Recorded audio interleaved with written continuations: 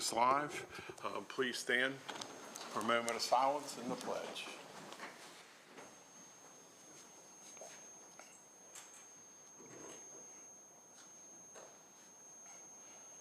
And now the pledge. I pledge allegiance to the flag of the United States of America and to the republic for which it stands, one nation under God, indivisible, with liberty and justice for all. Good morning, everyone. I'd like to call today's meeting to order. I have approval of minutes from May 14th and May 15th. Would we do them separate? Is there a motion for the May 14th? Motion to approve. Second. Any questions, discussion? All in favor, say aye. Aye. Aye. May 15th minutes. Is there a motion to approve? Motion to approve, yeah. Second. Is there a second? Is there any discussion? All in favor, say aye. Aye. Aye. Thank you. Next, we have commissioner reports. Commissioner Harvey, would you start, please? Oh, thank you. Welcome.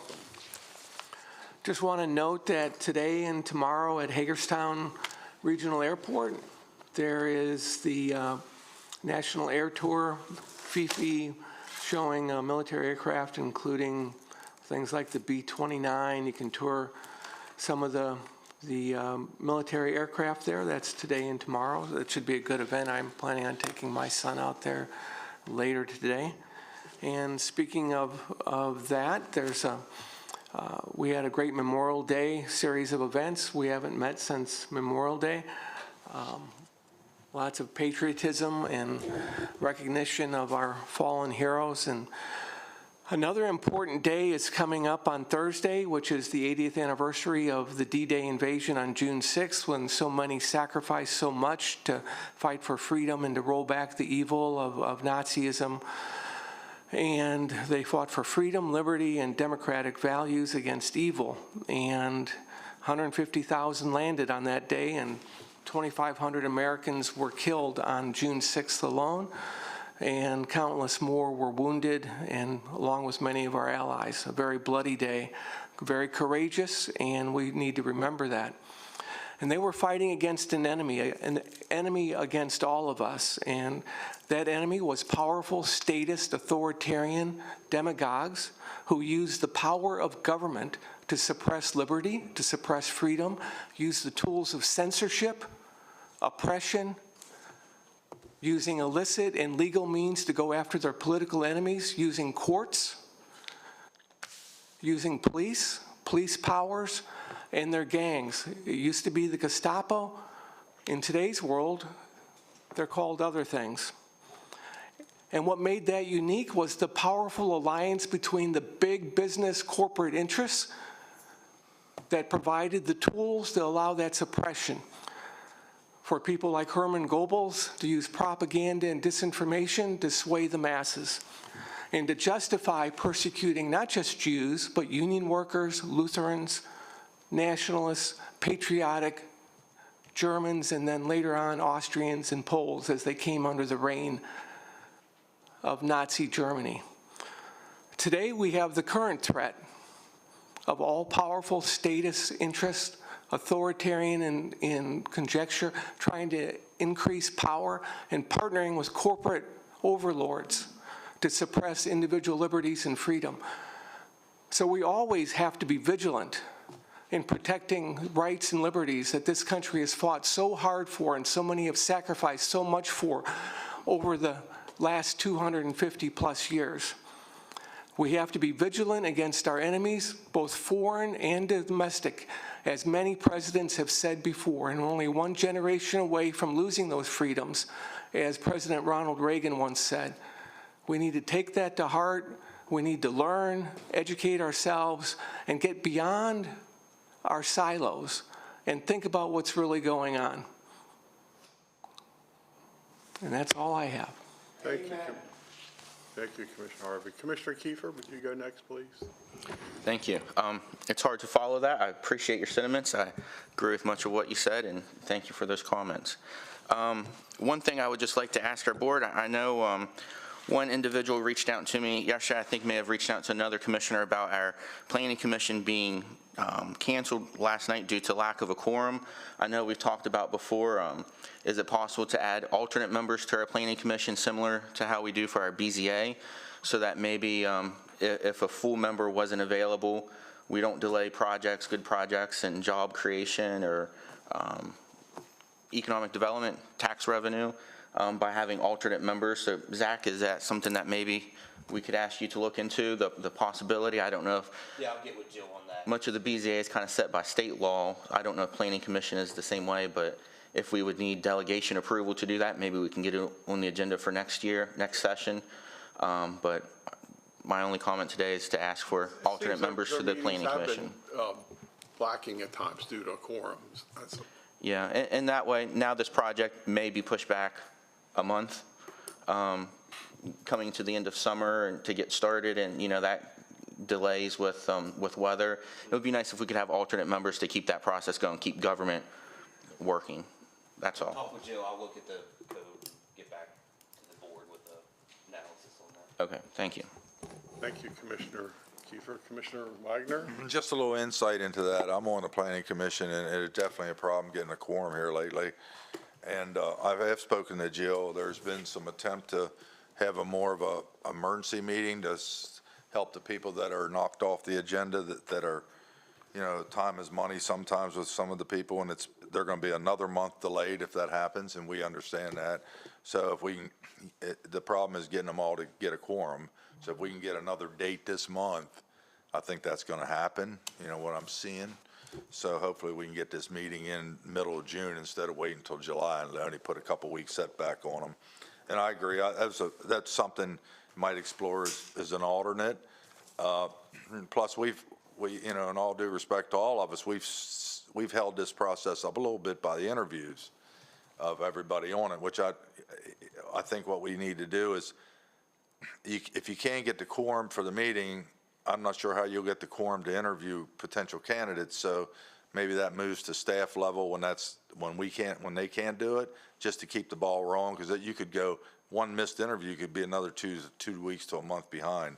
So I'd asked staff to work on that, Zach. Absolutely. And see if there's another alternative in this situation where we don't have quorums. So anyway, that's a little bit I had input on that. That being said, thank you, Derek, for those comments. I got to attend 2 Memorial Day events, one at Marty Snook Park and one at the Vietnam Monument. Father Steve McCarty was the speaker at both, and he really did a fantastic job on explaining the true meaning of Memorial Day, that people seem to forget. So that they were both very nice ceremonies, and so I was glad I was able to make those.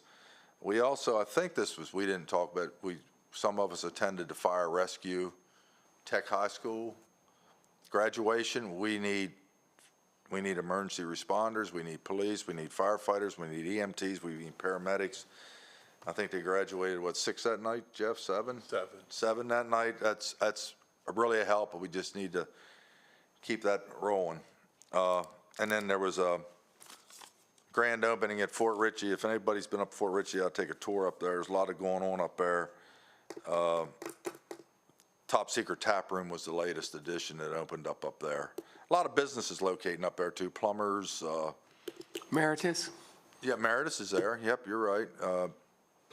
There's HVAC company up there. Machining? Yep, yeah. So, and housing. So it's and the community center's doing really good. I've talked to Buck Browning. He's really happy with, the more humans you get in up there, the more things happen. And again, Hagerstown Aviation Museum this weekend. Fifi's out there. Bomber, World War II bomber. It might be worth going out to look at that. I think it's, $10 to get in or something, or maybe even 20. But you don't get to see that very often. That's all I have. Okay, thank you, Commissioner Wagner. I participated in both the Boonesboro and Sharpsburg parade. Had the honor on the Sharpsburg parade of escorting Sergeant Mike Andreas, Marine Corps guy, served in Vietnam, I believe, 1966 to 1967. He brought his grandson with him as a memory. So that was two nice events, so thanks for those municipalities for continuing that. Sharpsburg's parade was the 157th time they've had that parade. I also attended the annual meeting for CVB, and the report on tourism was very positive, so thank you to the CVB and all their efforts. I did attend the Washington County Fire and Rescue Academy graduation. There was 7 graduates. They're being recognized across the state and around the area where other entities are coming there observing their class, so they are a model for other institutions to perform this graduation, this type of ceremony. I also attended Fort Ritchie's grand opening of their top secret tap house, and I went up on another occasion and had a meal. It's doing very well, so thank you to John Krumpetich for all he's done up there. And on a somber note, and just for the record, a local physician, Dr. Peter Bowie, passed away. He probably for over 20 years served this community with the family medical practice in Hagerstown, and I just want to acknowledge in our record that he'll be missed, and he was more than a doctor to many of us. He was a good friend. That concludes my report. Next on the agenda will be staff comments. Mr. Rose, do you have something for us?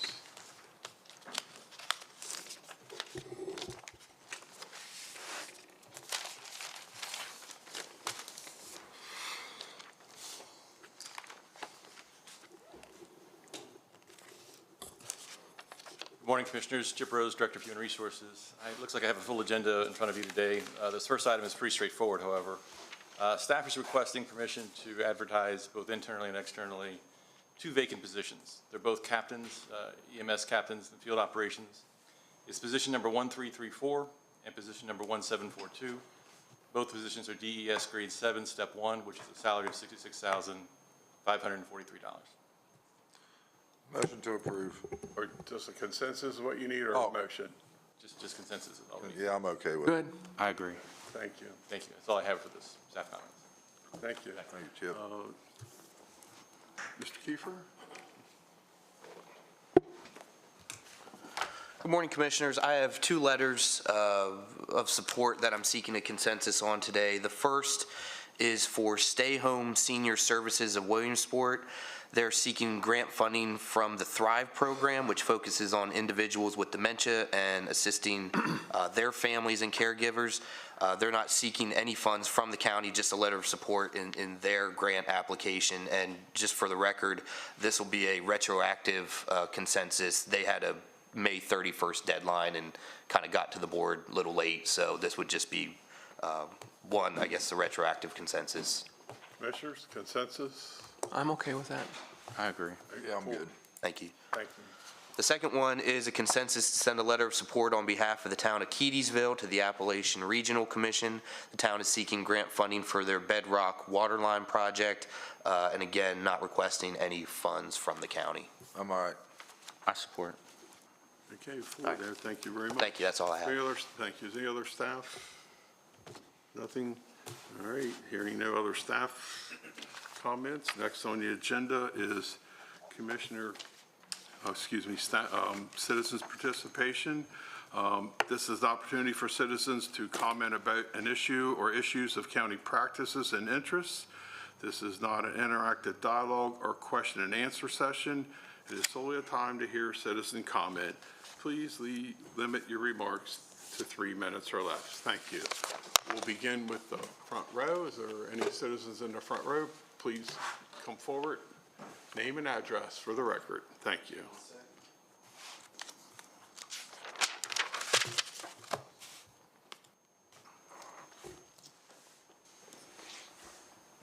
Sean Porter, 6583 Edgewood Road. I'm not here to speak about my residence. I actually came in here today to speak about how Dr. Annette Watson was profiting off the suffering of disabled children in Washington County under the guise of helping students for Washington County Public Schools. My son he was born exactly like his father in a lot of respects. Amazing good looks, chiseled abs, and an enormous penis.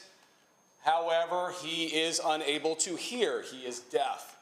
Dr. Annette Watson tried to keep him in a classroom with bad kids that couldn't act right because they had no idea what to do with my child. He can't hear, he can't talk. So as a result of being deaf and unable to speak and communicate, he was hard to deal with. He was put in with the bad kids, as I previously stated.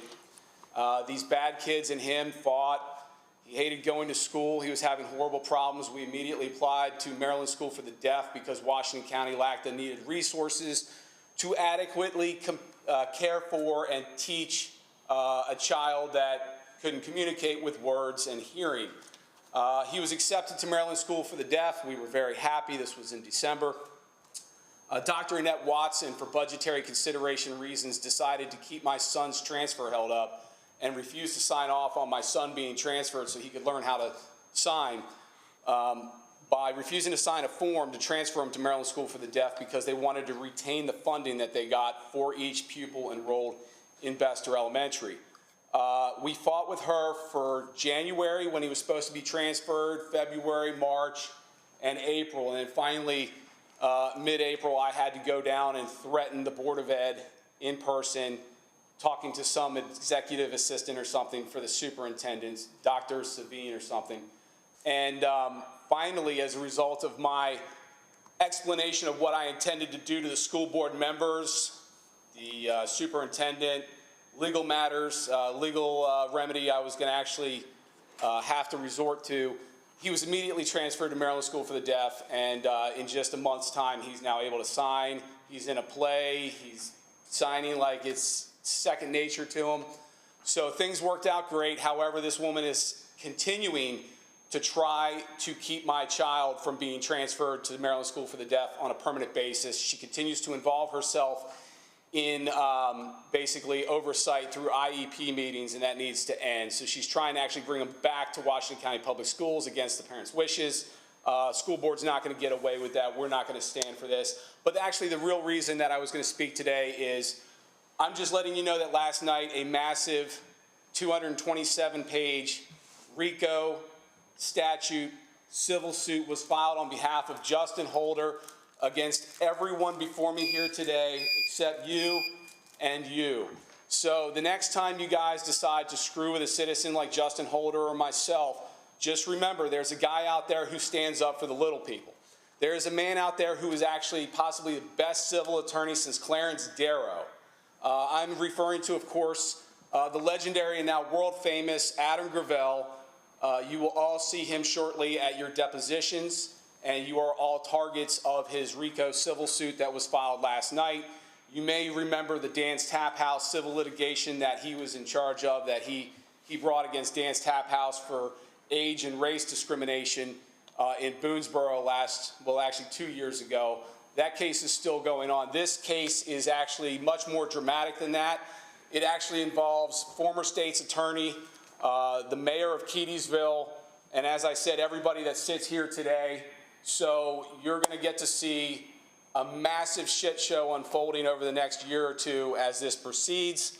I was also told that the case may be stayed, and because of the allegations of wire fraud, mail fraud, and racketeering, this case is actually going to be forwarded to the U.S. Department of Justice for review to see if they want to go at it criminally.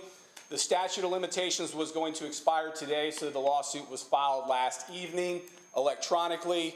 I'm sure you guys can look it up. Just look up Justin Holder's name on Maryland Judiciary Case Search. This was filed in the Circuit Court for Washington County about 10 o'clock last night while we were enjoying reggae music. But long story short, guys, the citizens have rights. People are paying attention. There are attorneys involved. I'm here, of course, with counsel. I don't go anywhere without an attorney present or able to be rung up on a cell phone. You guys have messed with citizens one too many times. You should have never screwed with Justin Holder. He's a nice guy, so people picked on him. Y'all bullied him. Y'all denied him his rights to his own property. You maliciously prosecuted him. There's even an allegation of wiretapping under the Maryland criminal statute in there. It's absolutely ridiculous. Our government is going to be held accountable. I'm not saying I'm the one to do it. Quite honestly, I'm just the guy that gets publicity for all the people doing the hard work. At this point in time, it is Justin Holder and Adam Gravel who are doing the hard work. I know that there is more civil litigation coming against Washington County, politicians in Washington County, anyone who's doing anything illicit or dirty, Mr. Klein, you guys will be held accountable, okay? So just to let you know, you're not going to mess with my disabled son. The school board can't stand those guys. They're a bunch of communists, in my opinion. You're not going to keep him from getting the best education possible at Maryland School for the Deaf. You are not going to keep Justin Holder from exercising and enjoying his property rights. You guys did that. The town of Keedysville did that. The state's attorney's office partook in this. You should know where this is going, but I don't believe that Mr. Kiefer, the county attorney, is going to be able to handle it going forward. This is going to be quite extensive civil litigation. I'm actually embarrassed that this has happened. And again, I think the only person that's not involved is that guy right there, and of course the new county attorney. I will tell you that your former attorney, Kirk Downey, and current circuit court judge, is actually a defendant in this as well. Kirk Downey is a motherfucker. I don't like the guy. He is the target of this civil litigation, and he may be prosecuted criminally, as many of you people up here may also be prosecuted criminally. And you don't take people like us seriously.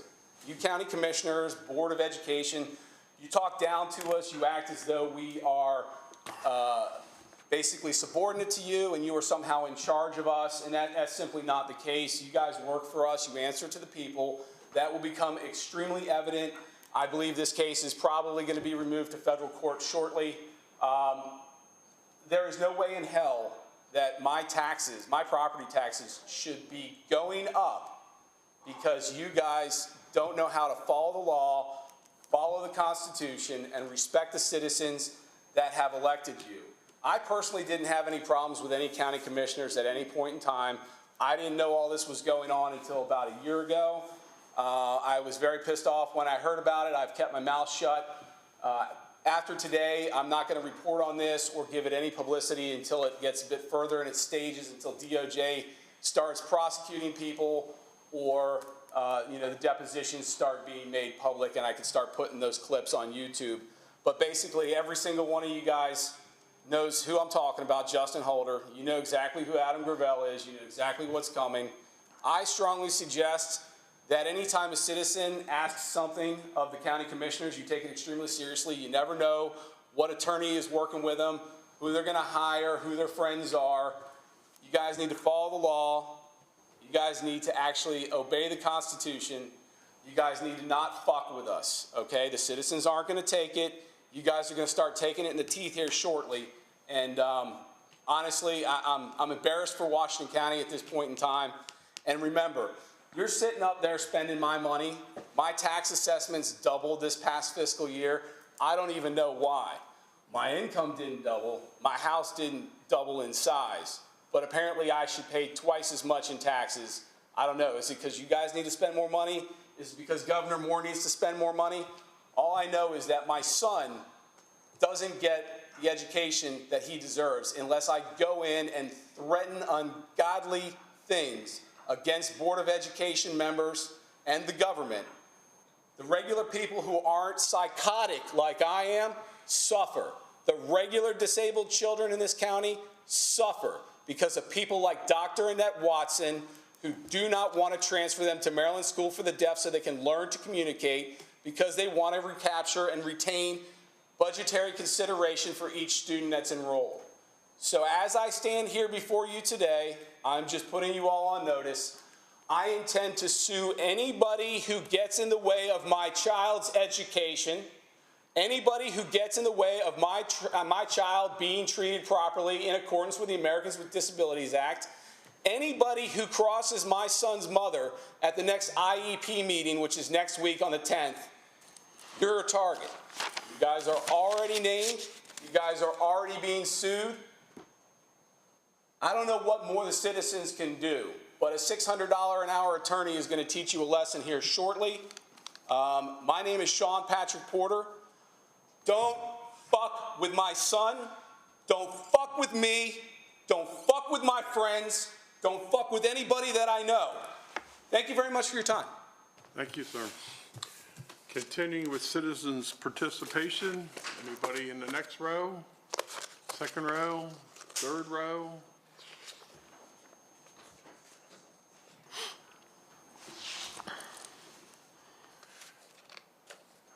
Good morning. Please introduce yourself and your address.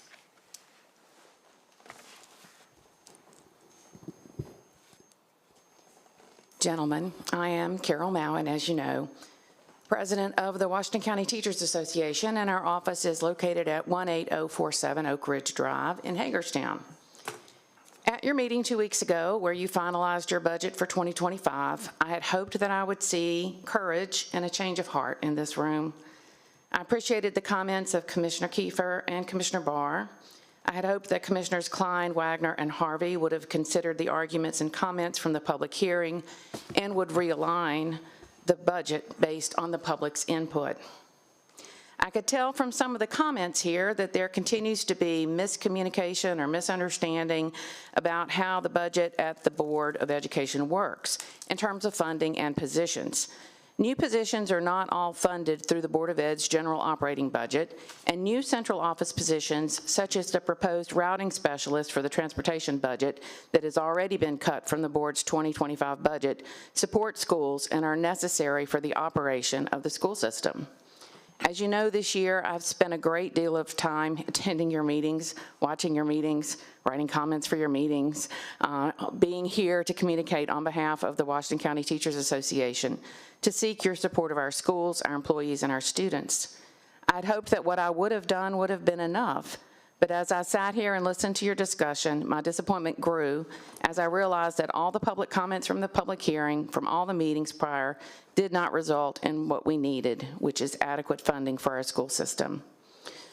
Commissioner Harvey again noted that the Board of Education could do what it wanted with the money that you allocate to them and that they could decide to put employees first. What that comment and other comments about the numbers of positions posted at central office demonstrates is a lack of a deeper understanding about what we do in the school system. Many district positions are funded through federal grants, such as Title I, or through various state monies that fund specific positions and specific support. For example, currently we have kindergarten paraprofessionals or assistant teachers who are paid for through a Title I federal grant. These assistant teachers support working with kids in small groups, making sure they are learning the foundation skills they need to be successful in first grade. If the Board of Education provided kindergarten paraprofessionals to all our non-Title I schools, Title I would no longer be able to fund the kindergarten paras to the Title I schools because that would be considered supplanting. The reason is because the federal grant is targeted for schools with the highest needs and is supposed to enhance beyond what is provided to non-Title I schools. If the Board of Education did decide to provide kindergarten paras to all kindergarten classrooms, they would then have to fund all the kindergarten paras from the general fund and then take those Title I funds and move them to another need. This afternoon, the Board of Education will have a public work session where they will come back to the table with their priorities list to determine what positions will be cut and what programs will be cut or diminished. They will seek to balance a very complicated funding puzzle and try to hold harmless as many students as they can from the impact of your budget decisions to not provide adequate funding to the Washington County Public Schools.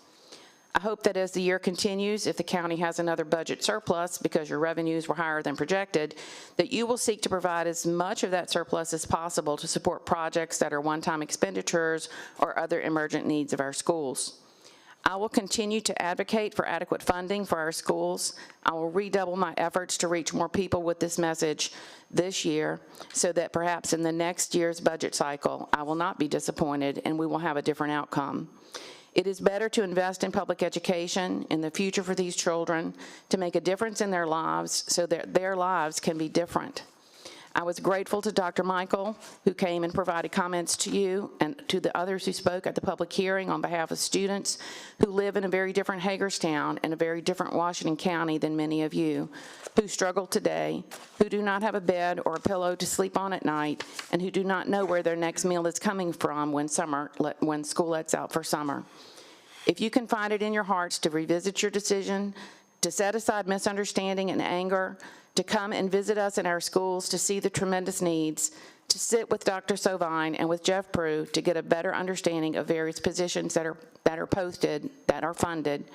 I hope that you will do that. Thank you. Thank you. Continuing with citizens' participation. Back row, come on up. Before I speak, my comments are on the public hearing. Should I wait or not? You should, I would suggest you could wait for the public hearing, be a matter of the record. But you're willing now if you like, but you could wait. Okay. Is there anyone else, citizens' participation? Seeing none, we can start the public hearing. Next on the agenda is a public hearing concerning the proposed amendment of the 2018 and 2021 International Existing Building Codes. The purpose of this hearing is to hear public testimony concerning the matter. The procedure is as follows. We will first have staff introduce the matter, after which the hearing will be open for public comment and testimony. Public comment and testimony is limited to approximately 3 minutes per speaker. The hearing will then close, and no other comments, correspondence, emails will be considered. The commissioners may discuss the issue and take it under advisement, or they may reach a consensus to adopt the codes as presented. Greg Cartret, Planning Director, will now present the matter and would introduce the people that are sitting with you. Good morning, Commissioners. Greg Cartret, Director of Permits and Inspections and Code Official. Rosalinda Pasquale, County Attorney's Office. Darren Pavard, Deputy Code Official. We're here this morning to hold a public hearing for the proposed amendments to Section 115 and 116 of the 2018 International Existing Building Code Adopted Ordinance 2019-26 and the 2021 International Existing Building Code Adopted Ordinance 2024-07. This proposed amendment seeks to modify Section 115 titled Unsafe Building and Equipment in the 2018 Code and Unsafe Structures and Equipment in the 2021 Code, and Section 116 titled Emergency Measures under both the 18 and the 21 codes of the International Existing Building Code in order to provide procedural safeguards as it relates to existing buildings deemed unsafe or imminently dangerous, as well as clarify the code official's authority to address the unsafe, dilapidated structures in the county and municipalities covered by the county's Permit and Inspection Division. The 2021 Existing Building Code comes into effect in July 1st of this year, along with local amendments as adopted under Ordinance 2024-07. The attached proposed ordinance includes additional local ordinances to address Section 115 and 116 of the IEBC. The procedures outlined in the proposed amendment to Section 115, Unsafe Structures, provides efficiency and oversight when the code official finds a property that meets already existing definition of unsafe structure. Those proposed amendments allow for the automatic scheduling of a hearing with the Building Code Board of Appeals, a notice issued by the code official upon the owner of the unsafe property detailing needed corrective action and procedural procedures and responsibilities, and order issued by the Board of Appeals, along with the rights and remedies for the owner as well as the code official and the county. The proposed amendments in Section 116, Emergency Measures, outlines the code official's authority in order to order emergency work, including and up to removal or demolition of a structure and pose imminent danger to members of the public. This amendment also clarifies the responsibilities of municipalities and the county as it pertains to ordering the emergency work and bearing the burden of cost recovery for the property from the property owner, depending on such property's jurisdiction. While the 2018 and its local amendments adopted under Ordinance 2019-26 are only in effect until July of this year, 2024, the additional proposed ordinance, which is identical in its amendments to Section 115 and 116 would allow the code official to enact these procedures immediately. The discussion, the proposed amendments have been drafted for the board's consideration, public notice, and implementation. These proposed amendments consider the aftermath of the building collapse in Hancock that provided clarification of the code official's authority to handle unsafe/dilapidated structures and give procedural safeguards to the owner of the structure.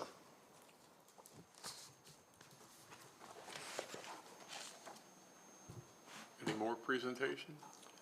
Just a fiscal impact, consider the cost on county and municipalities for ordering work to secure or correct unsafe structures or to negate immediate imminent danger up to and including possible removal or demolition. Proposed amendments allow for cost recovery from property owners. If that concludes your presentation, I'll now open it Yes, up sir. for public comment. Please come, ma'am, please come forward, introduce yourself and your address for the record.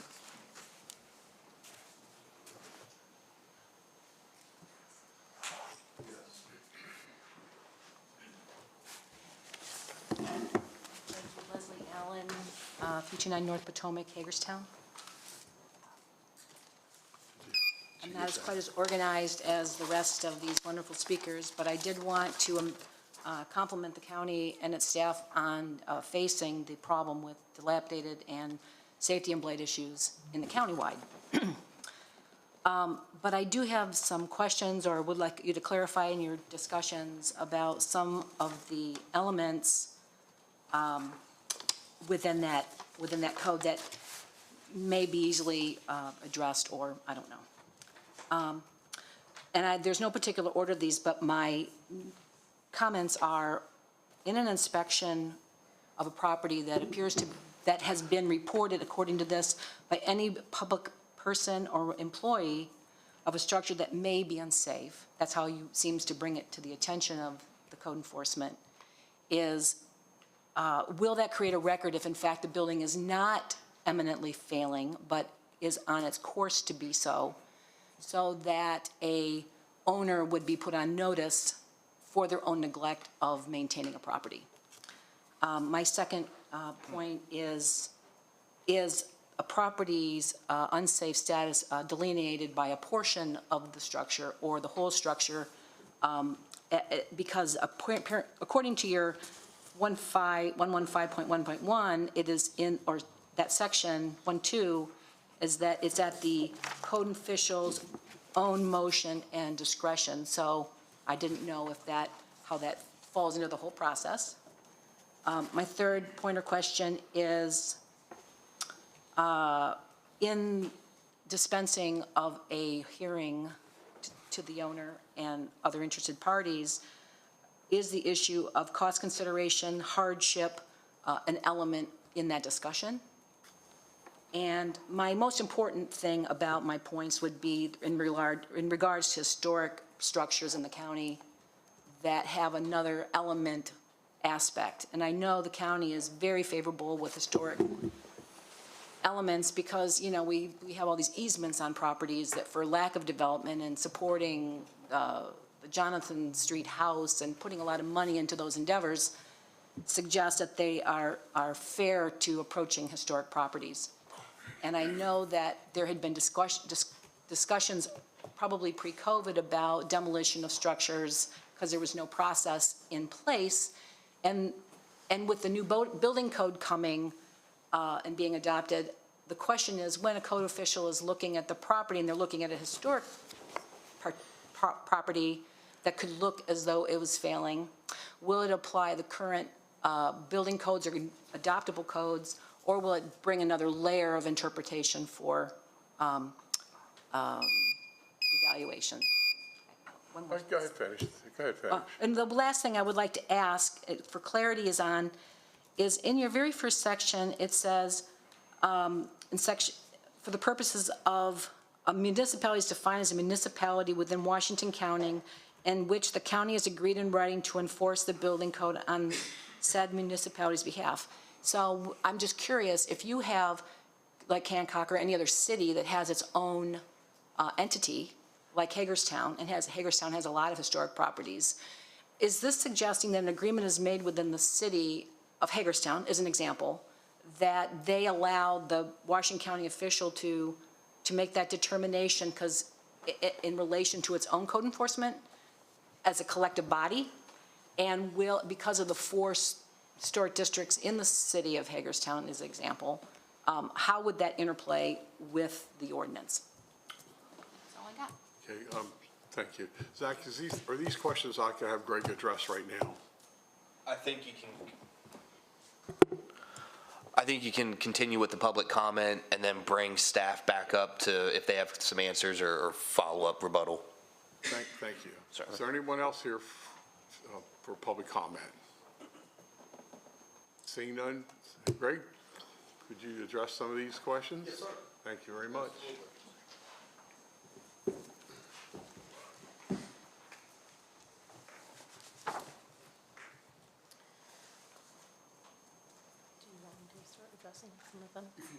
Okay. So I figured I'd start so we could address some of the concerns mentioned.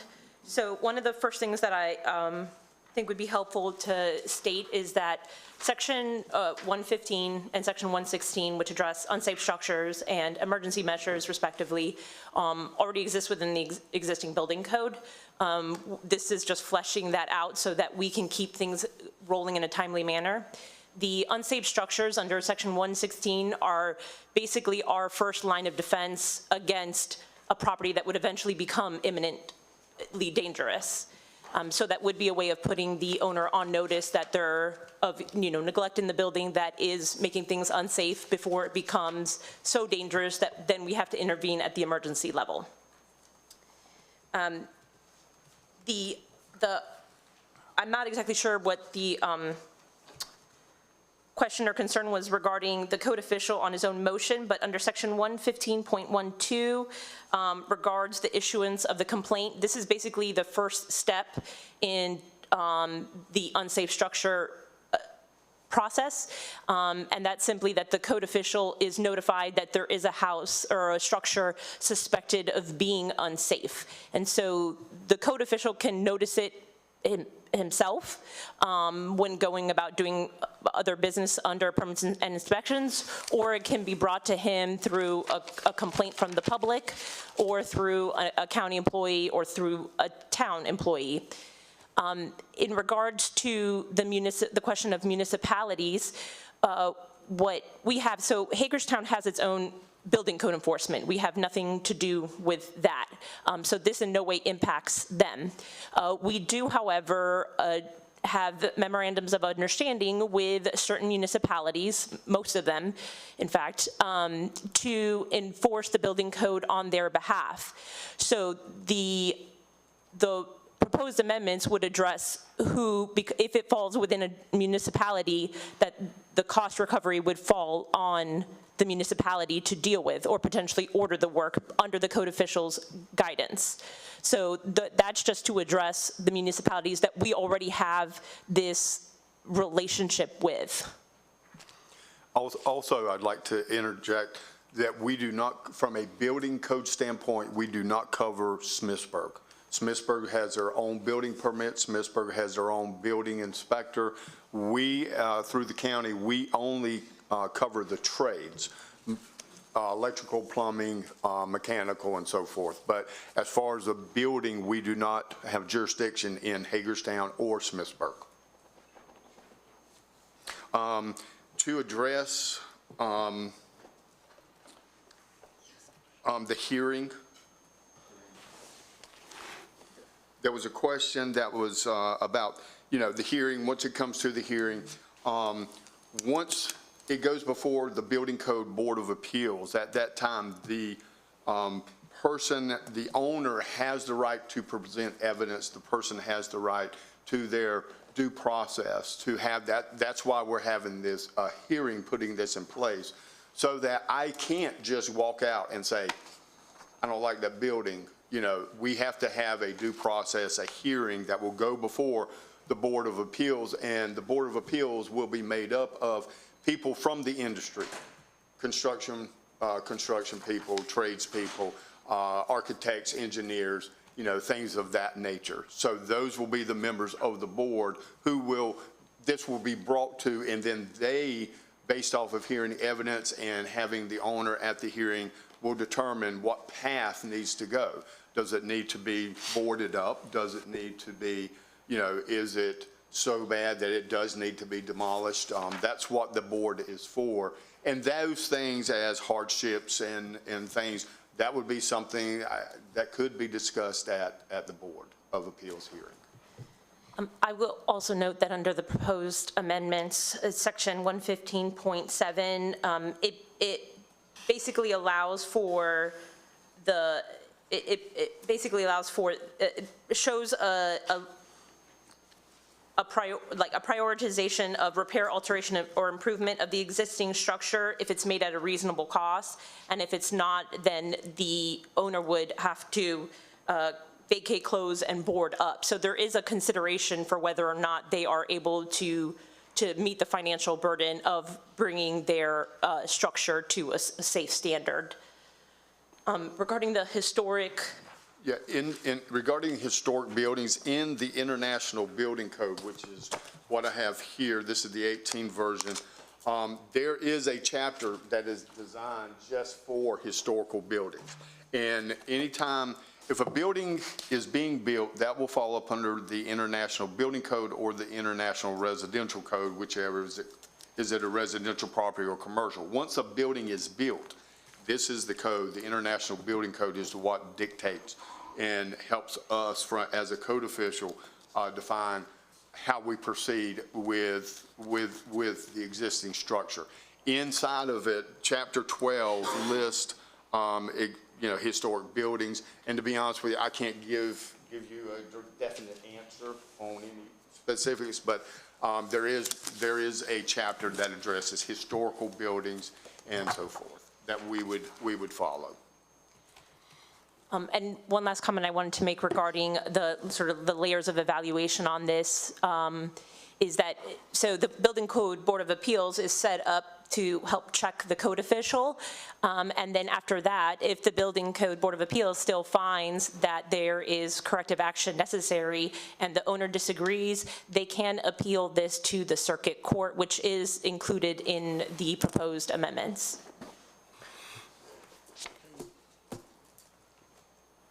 Is the end of your follow-up for the answers? I think so.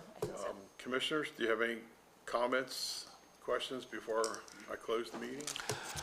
Yeah, just a couple of questions. So, Greg, the historic buildings that you referenced there in the chapter, do those buildings need to be officially registered or in a specific historic district, or could a house that is built in 1805 that is actually historic but isn't registered and isn't in a historic district, would that be excluded?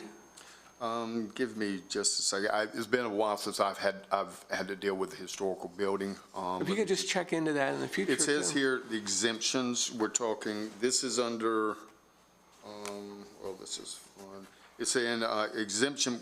If a historical building will continue to be historic building after the proposed work is completed, then the proposed work is not considered a substantial improvement. Now, this is, there's a lot of other factors, but it says, for the purpose of this exemption, a historic building is any of the following: listed or primary determined to be eligible for listing in the National Registry of Historic Places, determined by the Secretary of the U.S. Department of Interior to contribute to the historical significance of a registered historic district or district preliminary determined to qualify as a historical district, designated as historic under a state or local historic preservation program that is approved by the Department of Interior.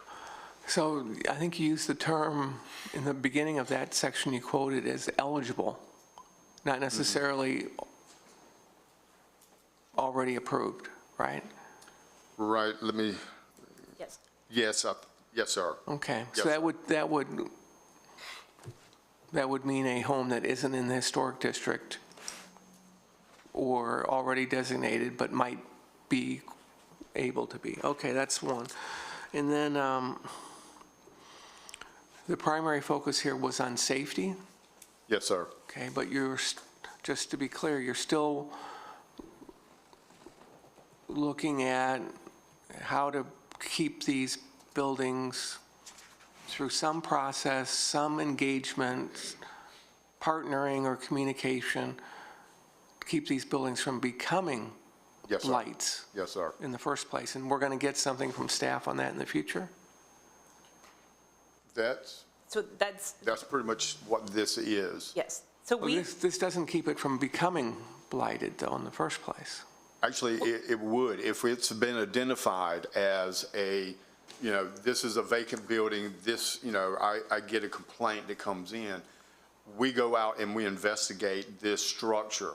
Is this something that we're now feeling that we need to take to the Board of Zoning? Something that could head towards being blighted. Could be, and then we go ahead and take it to the board, and the board at that time, they might determine, well, based off of the investigation and inspections from, staff, they might look at it and say, okay, we're not at this point, but it needs to be boarded up, Okay, it needs so- to be secured. My last question, just to be clear, so I understand the potential impact on people that own a home that's not occupied, might be in a municipality that we partner with or somewhere in the county.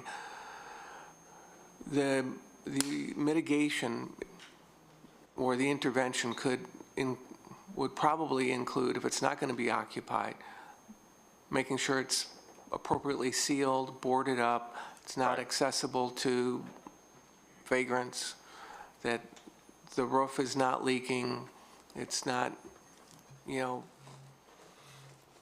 a home for animals and stuff like that, right? Yes, sir. So basically sealing it according to, like a realtor does, they seal these homes under HUD and things to a certain standard. So that's what the mitigation really is. Right, exactly. Okay, that's clear. And that's why we have this process, because not all homes or not all structures are going to be that imminent danger, are going to be to a point of this is really getting to imminent danger.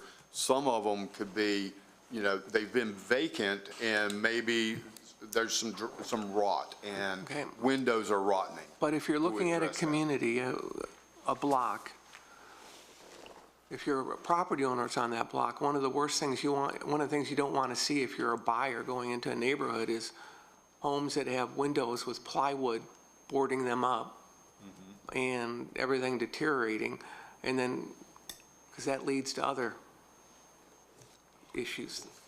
So, thank you. Yes, sir. I have a couple questions. Thank you for working on this.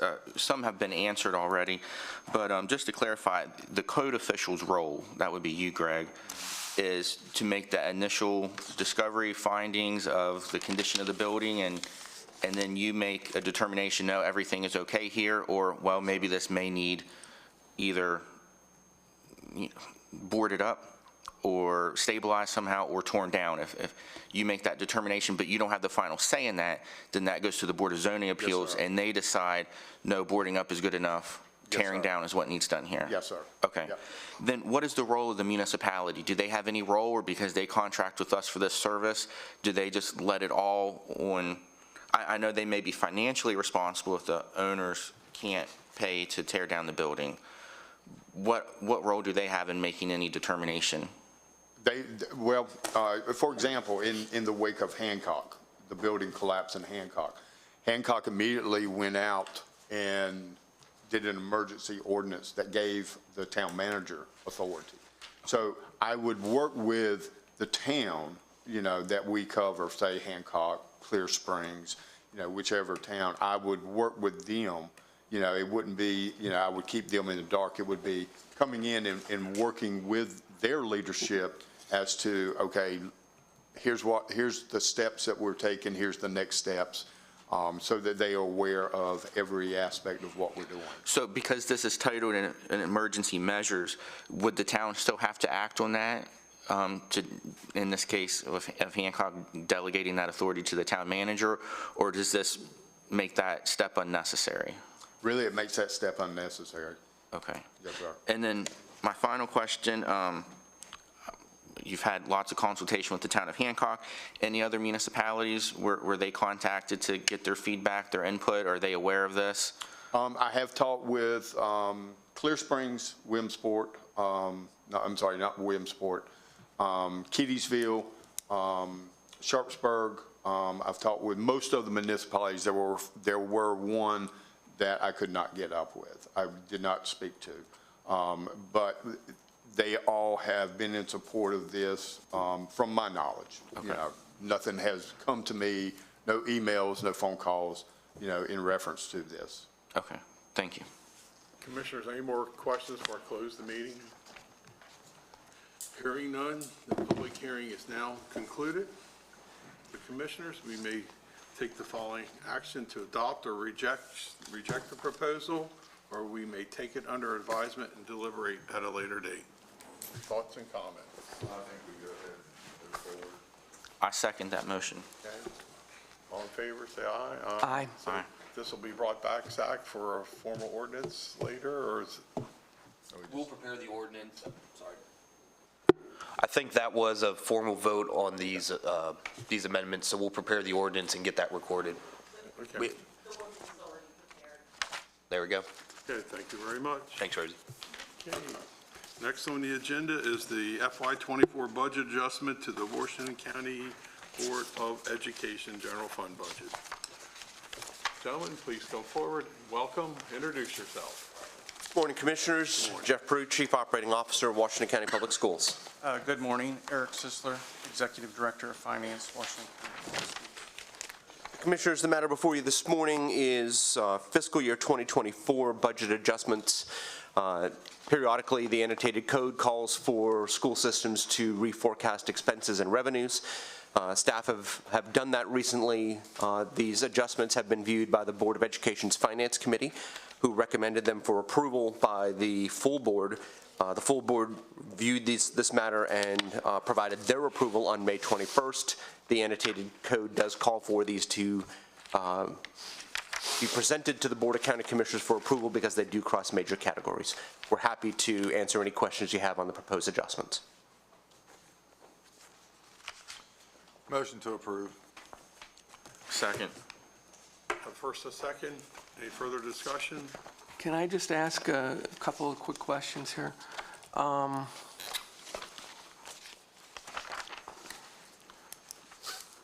Just a question to follow up on something that I've asked for several months. I'd asked for a list of the new positions and where the positions were, job code was. Not so concerned about paralegals and teachers in the classroom, but I asked for justifications and new positions that have been created over the last 3 years, as well as what the salary was, okay? What I did get was a partial response that didn't provide any justification why the position was being hired, like, for example, a new deputy public relations person, and what the salary would be and what the actual justification was, and whether or not there were there was an actual examination of other ways of actually fulfilling that job role. If it was for crisis response or whatever, there are different ways of responding to meeting those needs. So I'd appreciate if you could make a commitment to actually providing that response, and it is in writing to your office too.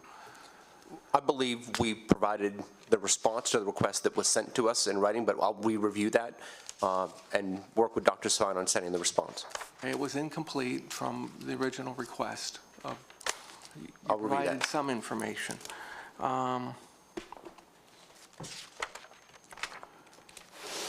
Okay, we'll have other questions on Department of Education later, or your Board of Education later. Thank you. Okay, I have a first and a second to approve. Any further questions? Hearing none, all in favor say aye. Aye. Opposed? Thank you, Commissioners. Thank you very much. Next on the agenda, contract award PER 1676, stop loss coverage. Mr. Curry, introduce yourself and folks with you. Good morning. Lee Curry sitting in for Brandy Noggle. She's under the weather this morning, Director of Purchasing. I'm Becky Lewis, CBIZ Benefits Consultant. Mike Marchini, CBIZ Benefit Consultant. Proposal in front of you is a contract award PUR 1676 stop-loss insurance coverage. Motion to award a contract for stop-loss to the responsible proposer, Highmark of Pittsburgh, Pennsylvania, who submitted a total annual premium option 1 of $1,303,450.40 for stop-loss, $175 per claimant. Stop-loss policies are insurance that protects the plan from significant claim costs associated with individual member-specific or for an entire group's aggregate. Currently, the board has a stop-loss policy with Highmark that limits medical and prescription drug costs to a maximum of $175,000 per member per year. The RFP was advertised on the state website and the county's website, also advertised in local newspaper. Notices were sent to vendors, and proposals were received from 5 vendors. Funds are available in the insurance budget, and I'll let CBIZ go through the slide and answer any questions that you may have. Slide up. Is there a magic button?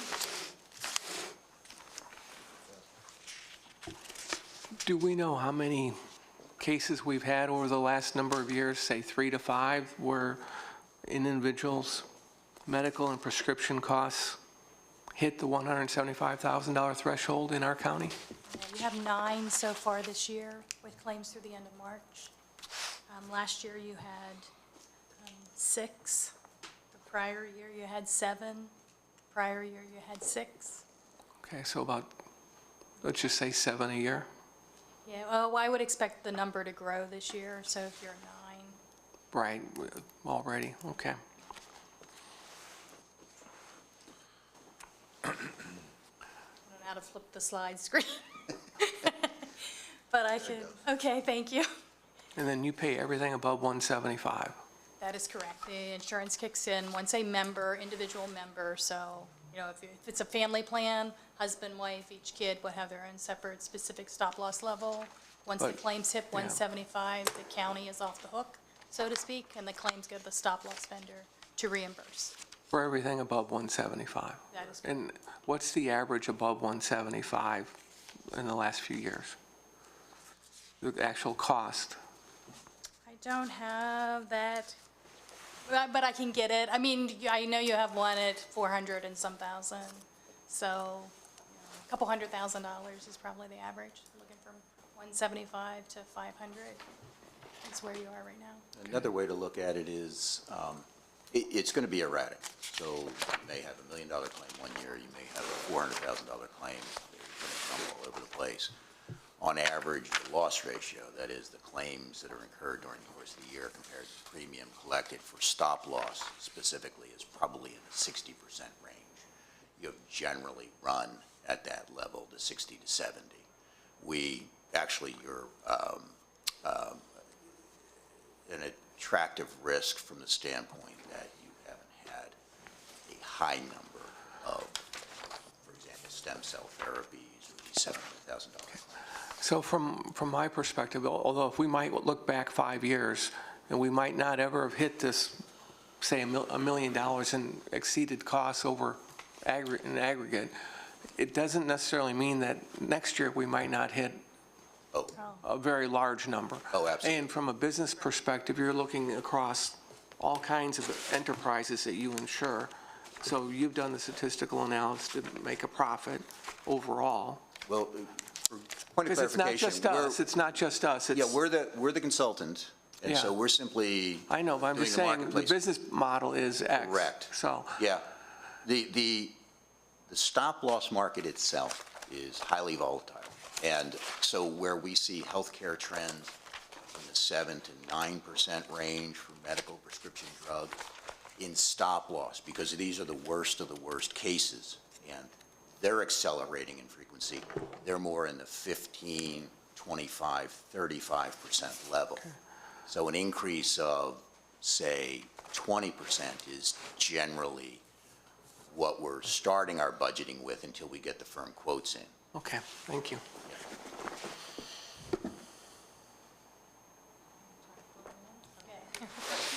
Just as a reminder, the county is covering medical and prescription coverage for active employees, agencies, COBRA members, and pre-Medicare retirees on a self-insured basis. Aetna is your medical vendor, CVS through Employers Health Coalition is your prescription vendor, and then as Rick said, the county does have specific stop loss for those individuals above $175,000. You have had HM Insurance or Highmark since July of '21, and stop loss policies are one-year deals. So there's no rate guarantees. It is bid on an annual basis. We did have 24 vendors expressed interest and received the RFP. 5 came back and responded to the bid. And on the next slide, I'll show you the numbers.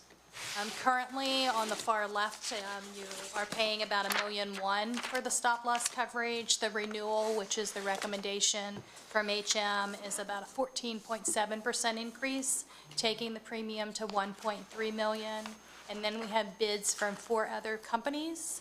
On the far right is the low bid, but it is excluding a gene therapy coverage, and that is not a recommendation that you would not cover that under your stop loss. We have another lower bid, which is option 2, but the quote they provided is not firm. They want additional claim information for individuals before they will finalize the bid, which opens all of the bids and could be worse when we start digging into additional claim information. Okay. We are recommending that you renew with Highmark or HM, maintain your $175,000 specific stop loss level. It does have a no new laser provision. You don't have any individuals above the 175. It does have a rate cap on it of 55%. And thus the recommendation is renewing with HM. Could you explain again the no new laser terminology? Yeah, your contract to date does not have anyone lasered, and what will happen in stop loss if the carrier sees someone with potential large claims of $1 million or plus, they could laser that individual and say, I won't cover specific stop loss at 175 for that person. It will be 300,000, or pick a number where it puts more, expense on you, more liability on the county. Okay, thanks. I mean, we've seen lasers range. Recently, we had a 1.6 million laser, so it's really good if you have a contract that does not have lasers in it. Yeah, we've moved as much as, there's some additional premium costs associated with the no new laser, but we've seen risks go without. And as these catastrophic claims, especially in these specialty drug areas, continue to balloon, the no new laser provision is really a critical piece that we're recommending every employer put in, along with the rate cap to maintain a rate cap of 55%. That seems like an exorbitant amount, but again, the level of increases we're seeing in stop loss, the 55% rate maximum is important. The last thing I would also offer is that we market this every year, unlike your carriers, and it's really treated as commodity.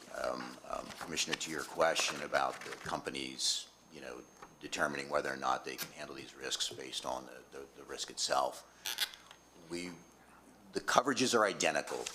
We make sure that we really, every year, turn the market on itself. So we are scouring every opportunity to look for the best price. And these carriers know that and act accordingly.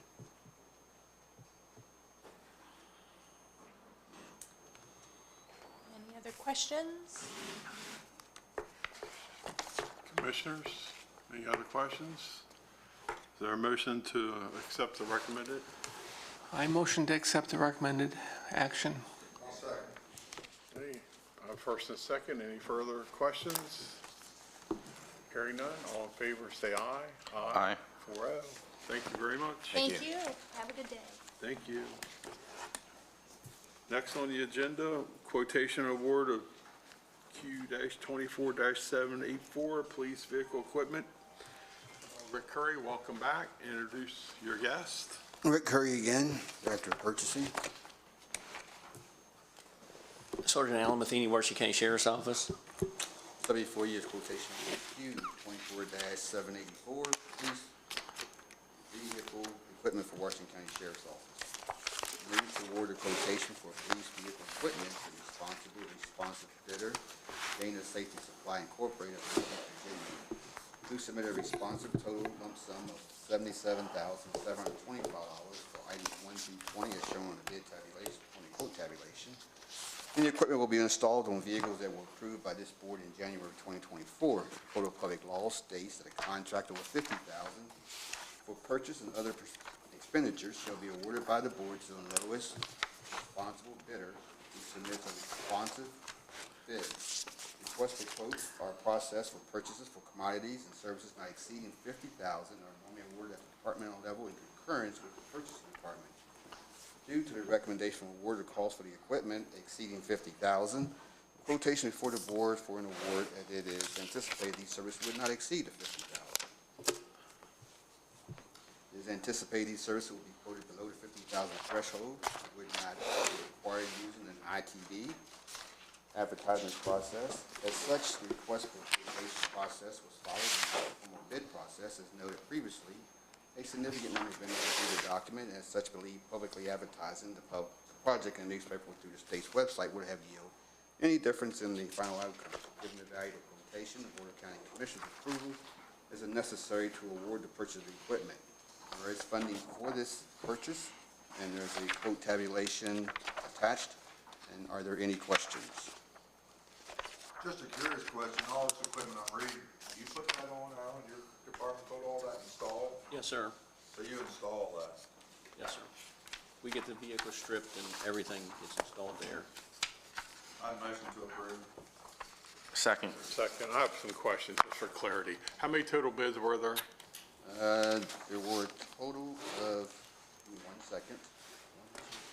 There's 5.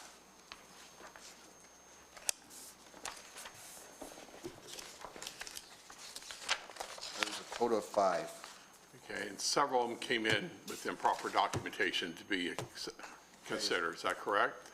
That is correct. What happens is that if there's a change in the solicitation, an addendum is created, and the addendum addresses what that correction needs to be.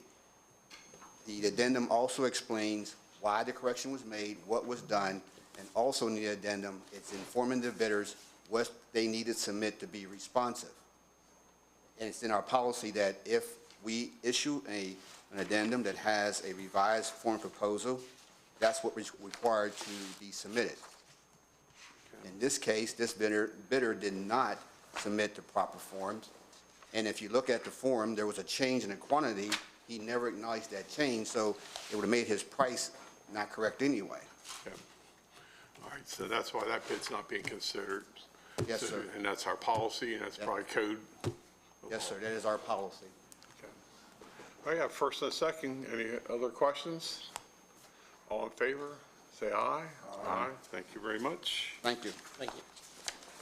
Next up, Todd Moser, State Surplus Property, Rice Road. Todd, please introduce yourself in the matter.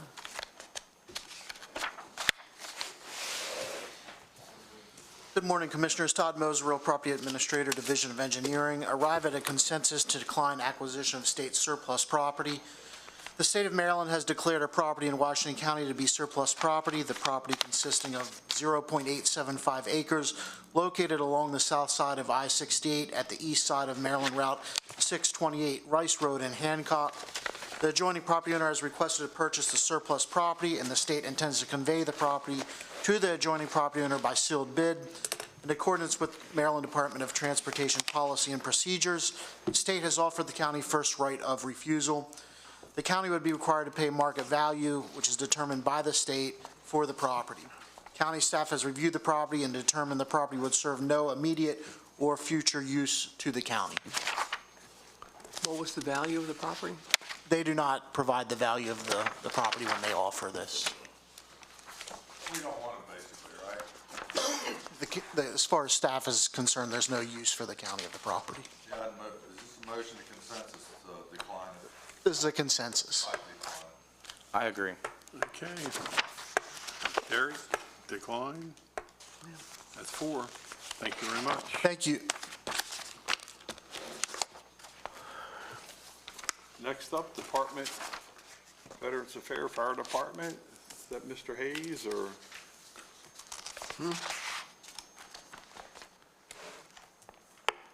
Not seeing anyone here for that. Chip, can we go ahead and do Employee Appreciation Day?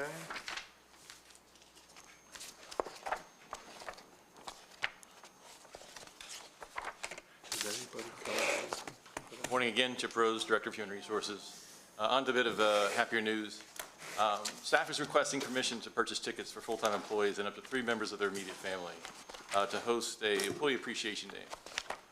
We've negotiated and they have agreed that if Washington County will buy a minimum of 250 tickets for the same game or the same date, that the boxcars will give us a discounted ticket rate of $8 per ticket. They've offered also to provide us with a dedicated portal so our employees can go in and select their own tickets kind of in advance, up to a week in advance. We would like to offer this opportunity to every full-time employee if we could. But we also don't want to pay or buy so many tickets that any of them would go to waste. So what we're recommending is that we would pick one of the days in the middle of the week because the weekends typically are pretty busy.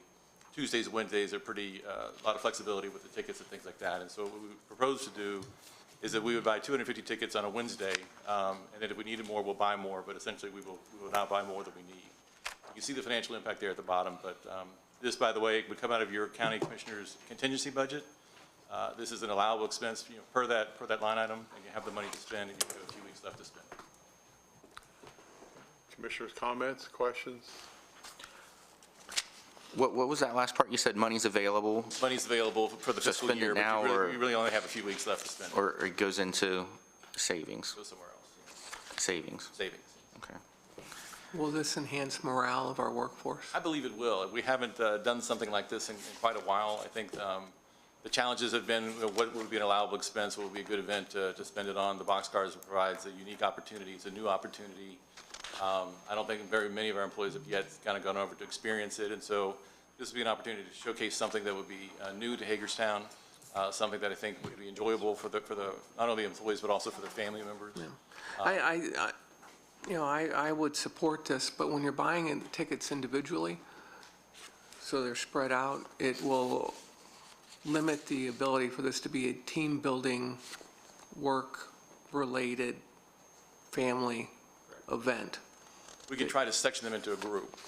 We wouldn't necessarily require that everyone would buy tickets right next to each other. No, I'm not against you're doing it the way you are. I'm just saying, You're just making a suggestion. for the future, Fair that we look for a block or something that might be hard to do, but, I'm just thinking of the benefit of team building for the workplace. We're looking for your approval. So the main thing in particular is the financial kind of aspect, that just make sure that you're aware that we're trying to purchase enough tickets so that all of our full-time employees can participate. That may take 1 day, it may take 2 days, but we're going to try to do it in 250 blocks until we. So it's coming out of contingency fund and you're looking for approval. I'm fine with it. Me too. I think $8 per employee to thank them is not bad at all. That's going to be a motion. Yes. I have a first and a second. Any discussion? Hearing none, all in favor, say aye. Yeah, it's up to Aye. $32 per Thank you. family. Thank you. $32 per, Thank you. if they bring And 3. we'll go back on the agenda. Mr. Hayes, I see you've arrived. Department of Veterans Affairs, Fire Department, Mutual Firefighting Assistance Agreement. Apologies for being late. So David Hayes, Director of Emergency Services. We've been asked to update our standing MOU with the Veterans Affairs Fire Department over in West Virginia. They provide reciprocal mutual aid to Washington County. Although it's infrequent, it does happen. They actually were just in the Sharpsburg fire yesterday, covering for the fire department down in Sharpsburg while they worked on the hazmat incident over at Boonesboro High. And then likewise, we provide hazmat services and reciprocal agreements into the VA Center. It's a standard MOU. It has been reviewed by county legal. We have concurrences by Zach Kiefer. And so we're looking for a motion to enter into the mutual aid agreement with the Veterans Affairs Medical Center and Fire Department for the purposes of rendering assistance during times of requests with needed firefighter, EMS, hazmat, or technical rescue staffing and/or equipment. I just gave you the report in brief. It's beneficial to both jurisdictions, and our recommendation is to move forward. Yeah, I'm okay with it. Is that a motion or consensus? Motion, it says on the agenda. Motion to approve. Second. Have first and second. Is there any further discussion? Hearing none, all in favor say aye. Aye. Aye, 4-0. Thank you very much. And Danielle Weaver, next on the agenda, agriculture. June is National Dairy Month. Folks, please introduce yourself and the matter.